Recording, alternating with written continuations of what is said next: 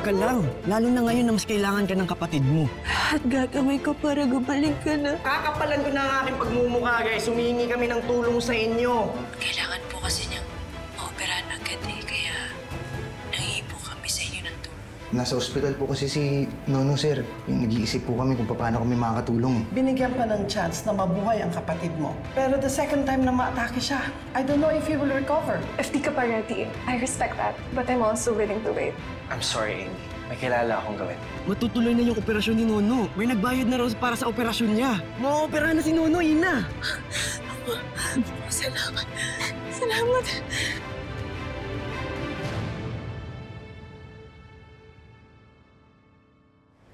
Sabi pa ni Dr. Mendoza, okay na raw yung CP clearance ni Nono. Kaya ready na siya sa operasyon bukas. Salamat sa Diyos. Muntik na talaga ako sumupos, Cecil. Hindi ko talaga akalain na matutuloy yung operasyon ni Nono. Wala ba talagang sinabi sa'yo kung sino yung nagbayad para sa operasyon ng kapatid ko? Nagtanong na nga ako sa cashier kanina eh. Ang sabi nila, ayaw magpakilala. Napanood yung live video natin kaya gusto tumulong. Napakalaking halaga naman yun para maisipan niyang tulungan kami.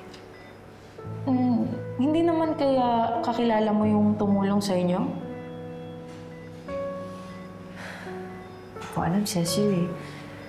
Pero kung sino man siya, utang na loob ko sa kanyang buhay at kaligtasan ng kapatid ko.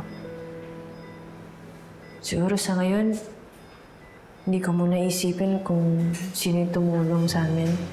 Pagtutuunan ko muna ng pansin yung maging successful yung operation ng kapatid ko.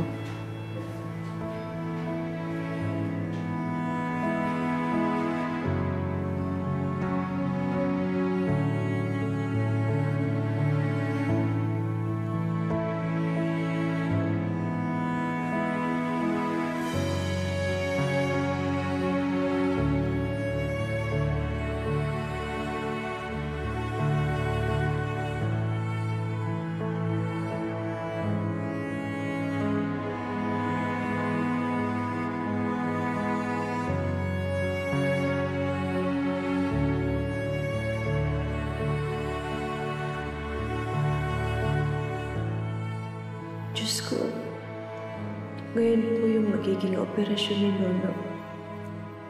Huwag niyo po sana siyang pababayaan. Sana makayanan at makarecover siya sa operasyon. Alam niyo naman kung gaano ko kamahal yung kapatid ko. Siya na lang yung natitira kong yaman.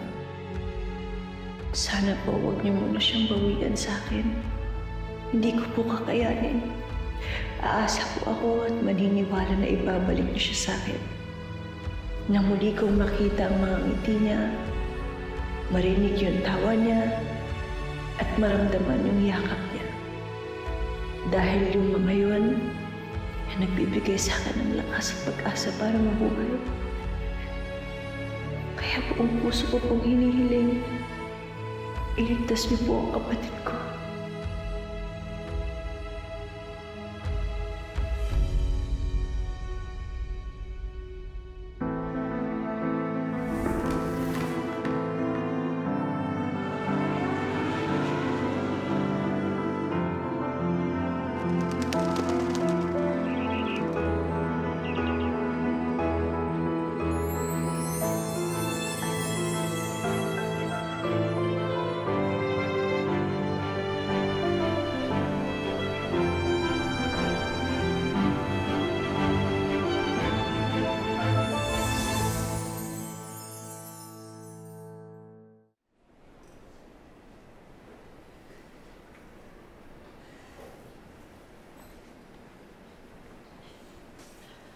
Miss Villarason. Dok, Dok, kamusta po yung operation? It was successful.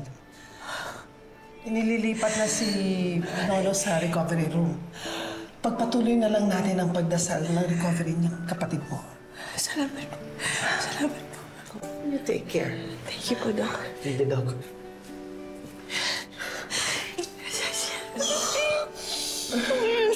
no. Salamat sa Diyos. At salamat din dun sa tao na nagbayad ng operasyon ni Nono. Oo nga. Alam mo, habang buhay ko magiging utang na loob sa taong yun, yung kaligtasan ng kapatid ko.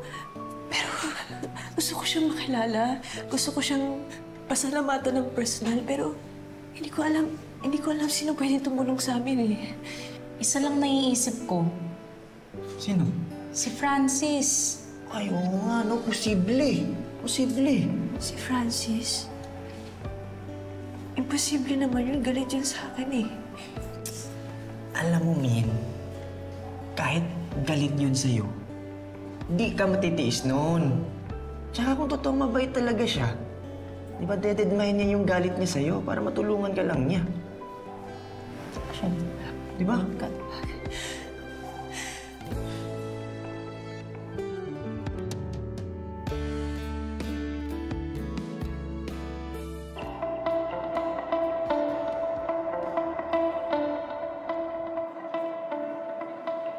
Alam ko na yung gusto mo marinig.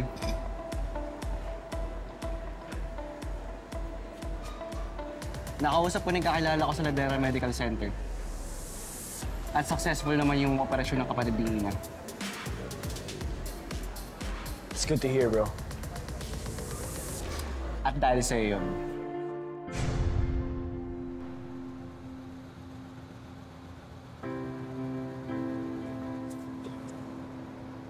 Oh. Ano gagawin ko dito? Pumasok ka sa loob. Bayaran mo ang operasyon ni Emmanuel Nono Villarazon. Teka bro, bakit hindi ikaw mismo ang pumasok doon? Hindi ako pwede makita ni Ina. Ayaw kong malaman nila kung nagbayad ng operasyon ni Nono. Sige, sabi mo eh. Abot ko lang to. Wait.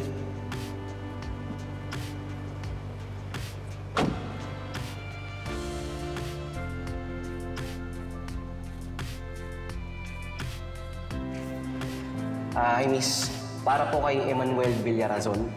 Ano niyo po yung pasyente? Actually, hindi niya ako kaano-ano. Nakita ko lang yung live video niya, kaya gusto kong tumulong. Baka pwedeng pakisabi na donation siya. Okay? Sige Thank po, you. makakarating. Okay. Salamat.